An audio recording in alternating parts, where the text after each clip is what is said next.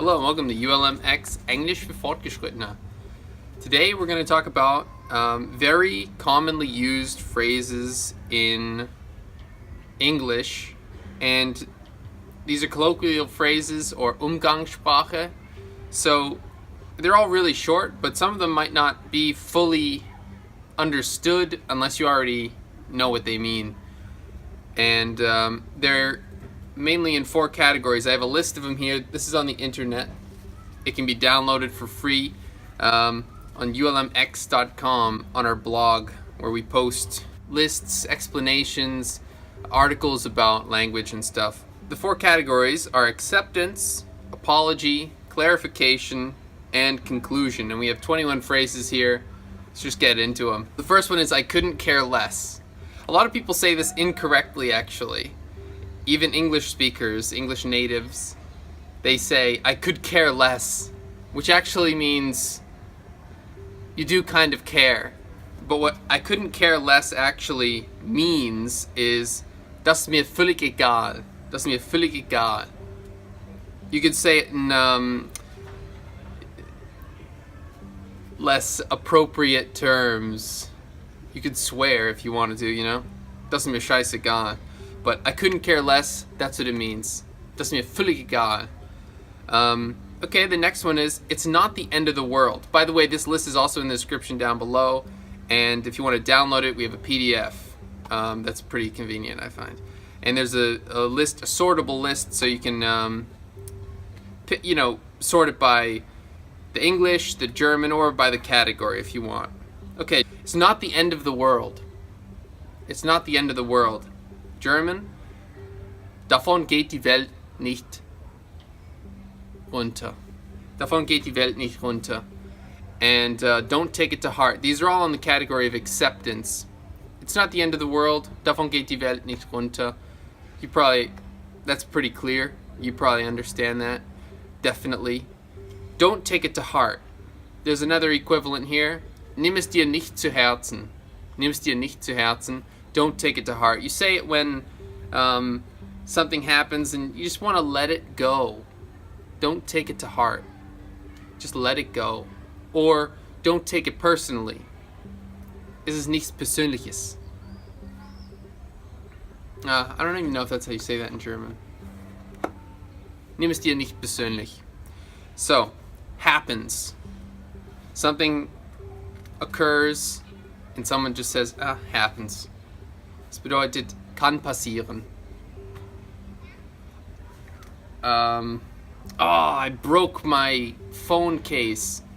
Happens. Kann passieren. It's acceptance. The next category is apology. So, excuse me, I didn't mean to interrupt. Excuse me, I didn't mean to interrupt. Sorry, ich wollte nicht stören. Sorry, ich wollte nicht stören. Klar, schon klar. My bad. My bad. Oh, sorry, my bad. Literally, meine Schuld. And it's just colloquialism. It just basically means, I'm sorry, I didn't mean to. That's my fault. Meine Schuld. My bad. Ich habe etwas Schlechtes gemacht. Sorry. My bad. My bad. My bad. Or in the category clarification, are you for real? Are you for real? Ist das dein Ernst? Are you for real? Are you for real? Ist das dein Ernst? Seriously, that's very colloquial. That is a serious colloquialism. Are you for real? What does that even mean? For real. But that's the nature of a Umgangssprache. Okay, so are you pulling my leg? Are you pulling my leg? This one kind of confused me in German. Willst du mich auf den Arm nehmen? So, because arm and leg are both in these terms, I kind of thought that what the German phrase was did you want to take, willst du meinen Arm nehmen? No. It's just basically what it means is pulling someone's leg is messing with someone. If you're pulling their leg, then you're kind of playing around. Like, it means the same thing as ist das dein Ernst? Are you pulling my leg? Willst du mich auf den Arm nehmen? In German it means you're gonna treat me like a baby. But you mess with you mess with kids a lot, don't you? You kind of like tell them funny things and get them to believe it, or I don't know. I guess that's where it comes from. Willst du mich auf den Arm nehmen? Same thing. Are you messing with me? Are you messing with me? Willst du mich veräppeln? Willst du mich veräppeln? And then, of course, it gets more serious. I put these in the order of most serious. So first, are you for real? That's pretty. And are you for real and are you pulling my leg are both pretty friendly and innocent. And then, are you effing with me? That's the most. Willst du mich verarschen? Are you effing with me? And the thing with this one is, I put it in here with effing. E-F-F-I-N-G. You can say that. You can actually say that because enough people have said, are you effing with me? That's a real thing. Even though it's not a word. It's the first letter of the word, which is another way you can say it, but I won't put that in the video. So these are all looking for clarification. All the last phrases have tried to see if the person was being serious, honest, ernstlich. And the next one is also clarification. How do you know? Woher weißt du das? Woher weißt du das? How do you know? How do you know? How do you know? Now, these are pretty simple phrases, but if you don't actually know the phrase, there are a bunch of weird ways you could say it. You could say, where do you know that from? You wouldn't say, where do you know that from in English. That would sound strange. Where do you know that from? It's like, what are you asking me? There could be like there could be a few cases where I could think of you could say that, but that's not the way you say, how do you know? Because you don't say, wie weißt du das?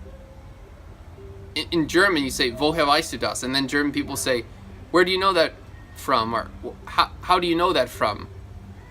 But that isn't the way you say it. So it's simple, but this makes you sound really natural. If you say, how do you know? Woher weißt du das? Another one for clarification. What was that? There's some people up on the church tower. They're screaming down. What was that? What was that? What was that? Wie bitte? Wie bitte? Or bitte? What? What was that? What did you say? What was that? Now, what were we saying? So. Wo waren wir? Now, what were we saying? Also. Wo waren wir? That's to catch up. So say you get interrupted and then you want to go back to where you were in the conversation. You say, where were we? Or, what were we saying? What were we saying? Make sure you use the right formation of were saying. Don't say, what did we say? That's not going to make any sense. Now, what were we saying? What were we saying? Wo waren wir in dem Gespräch? In the conversation. Am I getting you? Am I getting you? Verstehe ich dich richtig? Verstehe ich dich richtig? Am I getting you? Am I getting you? Are you getting me? You could go the other way too. Are you getting me? Verstehst du mich richtig?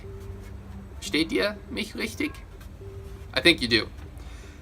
And if you didn't hear what someone said, what's the best way in German to say that? Sorry, das habe ich nicht mitbekommen. Or it's pretty common here where I am in southern Germany. People say, sorry, das habe ich nicht mitgekriegt. Sorry, das habe ich nicht kapiert. Sorry, I missed that.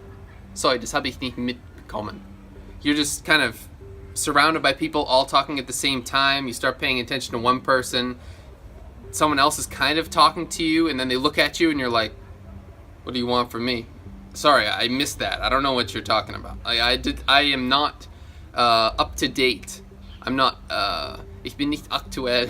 I don't know what just happened. Sorry, I missed that. Sorry, das habe ich nicht mitbekommen. I used to say in German, sorry, das habe ich verpasst. Like, if you miss your exit on the highway, ich habe die Ausfahrt verpasst. Wie überspringen. Sowas. Komplett falsch. Ich habe es falsch gemacht auf Deutsch für eine Weile. Aber was richtig wäre in dem Fall, sorry, das habe ich nicht mitbekommen. And then in English, sorry, missed that. Or sorry, I was distracted. Sorry, ich wurde abgelenkt. Sorry, I was distracted. So if you're translating it word for word, it's not the same in English. You say, I was distracted. In German, you say, I became distracted, right? Ich wurde abgelenkt. Sorry, ich wurde abgelenkt. Sorry, I was distracted. Something to pay attention to. Now, onto the conclusions for the end of the video, the conclusion of the video. Anyway, I should get going. Anyway, I should get going. Also, ich muss los. It was nice chatting with you. Schönes Gespräch. Schönes Gespräch. It was nice chatting with you.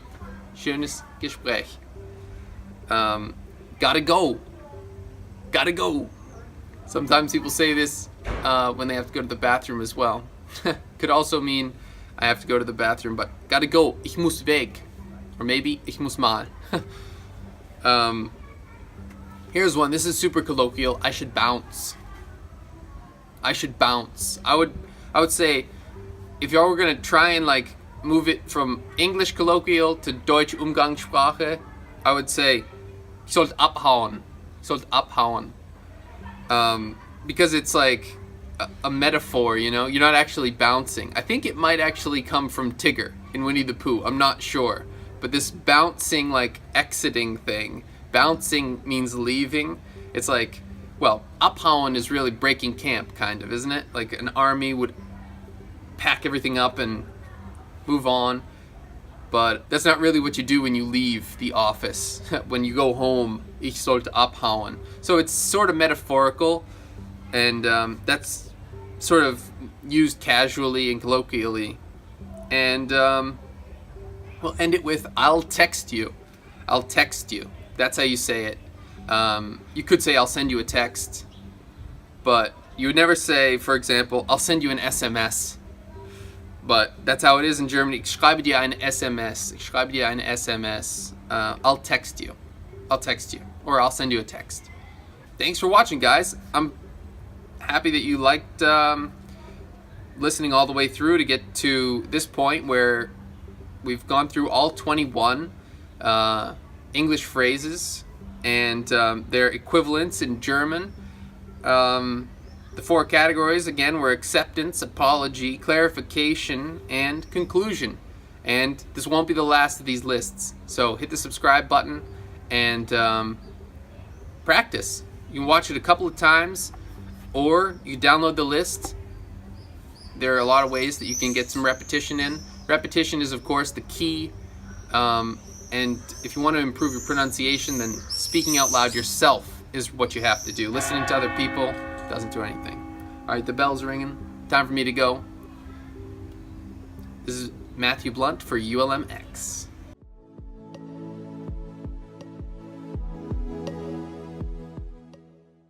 That was a fun video. How could I have made it better? Yeah, I guess probably editing.